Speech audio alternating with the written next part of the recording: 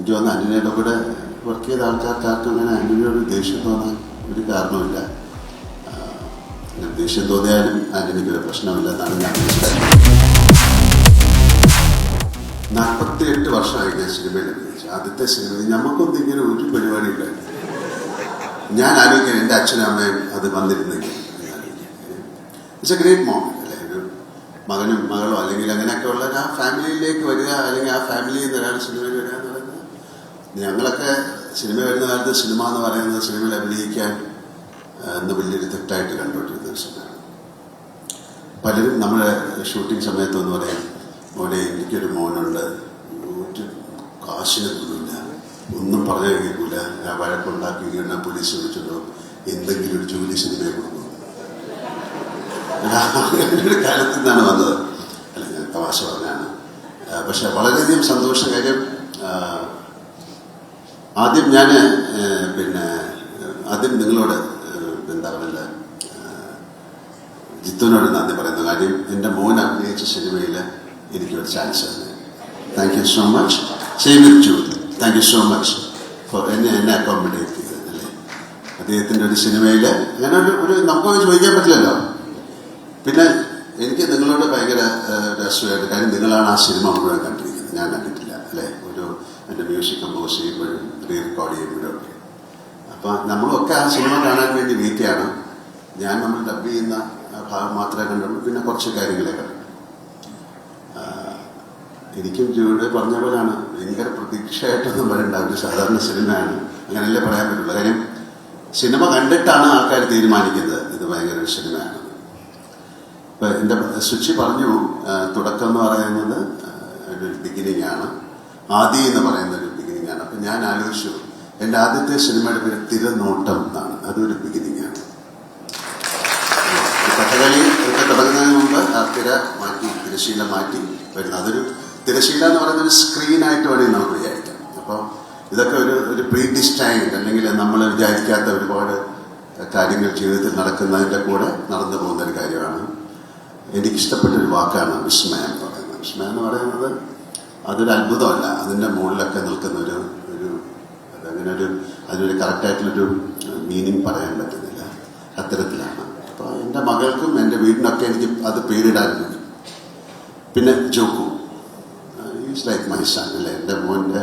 അപ്പം എൻ്റെ മോൻ്റെയും എൻ്റെ മകളുടെയും സിനിമയും അങ്ങനെ തന്നെ ഞാൻ പറയാം, പൂന്നുള്ള രീതിയിലല്ല ഉണ്ട്. അപ്പം എൻ്റെ ഒരു മകളുടെയും സിനിമയും അതിൻ്റെ ഇടയിൽ നിൽക്കുന്ന ഒരു ഭാഗ്യം കിട്ടുക എന്ന് പറയുന്നത് ഭയങ്കര സന്തോഷം. ഇതുപോലെ നിങ്ങളുടെയൊക്കെ മക്കളുടെ കൂടെ അഭിനയിക്കാൻ എനിക്ക് ഭാഗ്യം ഉണ്ടാവട്ടെ.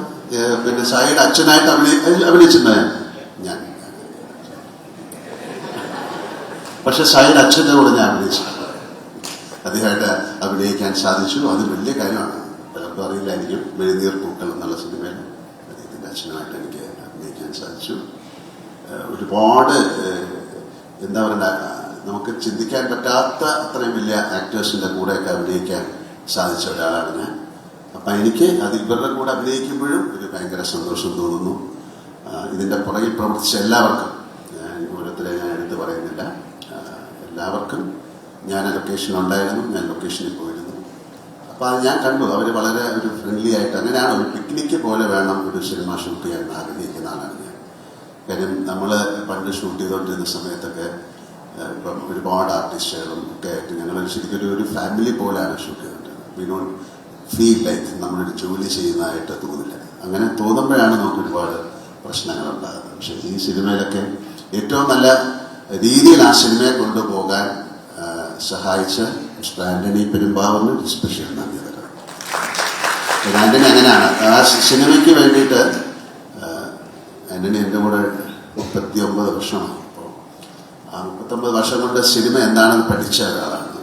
അപ്പോൾ ആ സിനിമയ്ക്ക് വേണ്ടി ആൻ്റണി എല്ലാ കാര്യങ്ങളും ചെയ്യും, എല്ലാവരെയും കംഫർട്ടബിൾ ആക്കാൻ നോക്കും. അതൊക്കെ ആ സിനിമയ്ക്ക് ഒരുപാട് ഗുണം ചെയ്യും.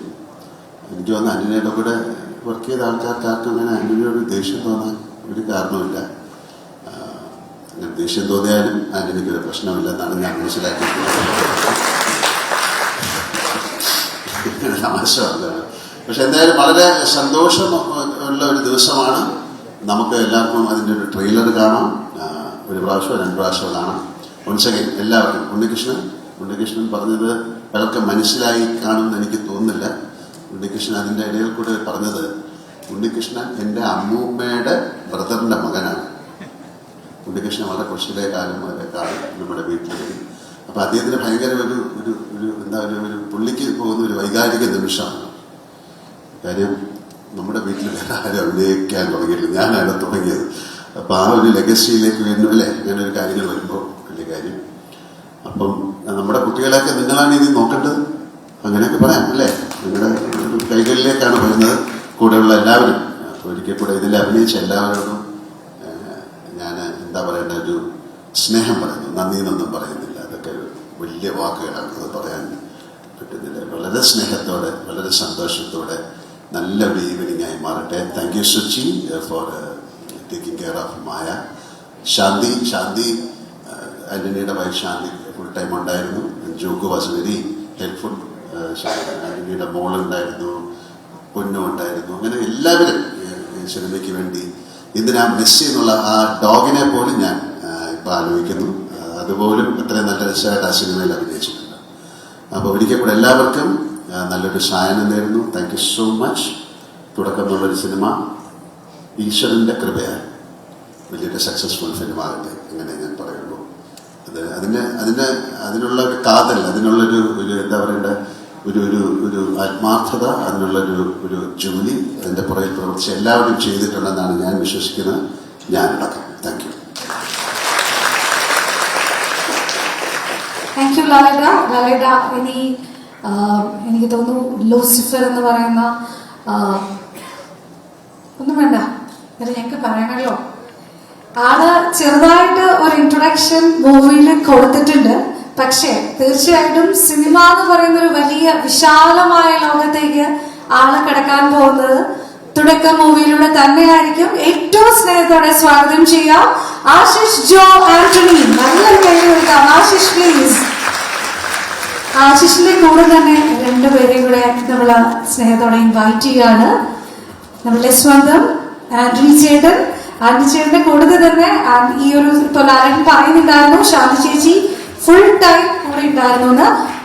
ആൻഡ് ആശിഷിന്റെ സിസ്റ്ററെ കൂടെ ഈ ഒരു വേദിയിലേക്ക് സ്വാഗതം ചെയ്യുന്നു. നിറഞ്ഞ കൈകളാവാം please.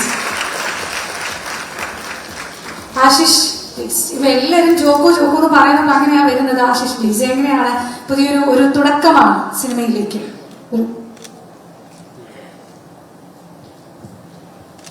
Very good evening to everyone. സത്യം പറഞ്ഞാൽ എന്താ പറഞ്ഞതെന്ന് അറിയില്ല, ബിക്കോസ് അത്രമാത്രം സന്തോഷത്തോടെ ഞാനിവിടെ നിൽക്കുന്നു. Because today is the most important day of my life. പിന്നെ തുടക്കത്തിൽ നിന്ന് എല്ലാവരെയും വീണ്ടും കണ്ടപ്പോൾ എനിക്ക് ആക്ച്വലി ഭയങ്കര സന്തോഷം ഉണ്ടായി. Because I really miss to gaze. മാച്ചസിനെ പറ്റി പറയുമ്പോൾ I have known her since I was a kid. പക്ഷേ കൂടുതൽ സമയം ഒരുമിച്ച് സ്പെൻഡ് ചെയ്യാൻ പറ്റിയിട്ടില്ലായിരുന്നു. പക്ഷെ തുടക്കം കാരണം എനിക്ക് ചേച്ചിയിലൂടെ കുറേ ടൈം സ്പെൻഡ് ചെയ്യാൻ പറ്റി, സംസാരിക്കാൻ പറ്റി. I was able to get to know her more and understand her and also actually learn from her, because she's such an amazing person, and not just as an actor but also as a human being. And please say the same and never change. Laranku, Sujanti, Appa, this wouldn't have been possible without you guys. I love you guys so much. And Jureta again, I'm never in Marila, because I'm really grateful. I don't know how to thank you. Amma, Punna, I'm really happy you guys are here for this beautiful moment. And nothing much to say. Maya Chichikim, Todakathilulla ellarkum vendi I'm requesting everybody's prayers and blessings. I hope you guys love the movie. Thank you.